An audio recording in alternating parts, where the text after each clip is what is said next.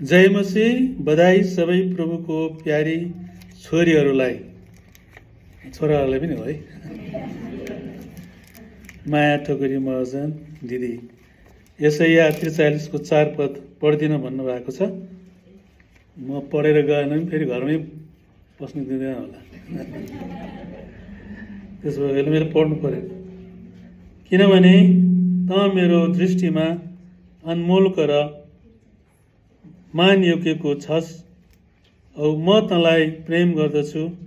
यसै कारण म मानिसहरूलाई तेरो सट्टामा, जाति जातिहरूलाई तेरो जीवनको सट्टामा दिनेछु। सन्देश मैले यहाँलाई दिइसकेको छु र आज हामी मत्तीको 5 अध्यायको 20 पद म पहिला पढ्नेछु अनि त्यसपछि चाहिँ अर्को पद पनि 41 पद पनि पढ्नेछु। मत्तीको सुसमाचार 5 अध्यायमा हामी हेर्दैछौँ। किनभने म तिमीहरूलाई भन्दछु, तिमीहरूका धर्मकर्म शास्त्री र फरिसीहरू भन्दा बेसी भएन भने तिमीहरू कुनै रीतिले स्वर्गको राज्यमा बस्ने छैन।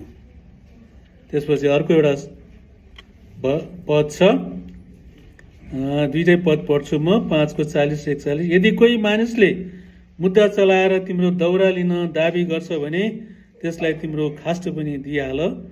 औ यदि कसैले तिमीलाई आधा कोससम्म जबरजस्त लैजान्छ भने उसित 1 कोससम्म जाऊ।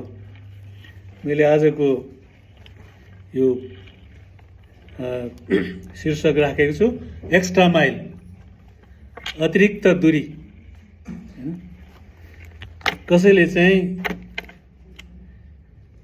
1 कोससम्म जाउँ भन्यो भने तपाईँ कति जानु पर्यो?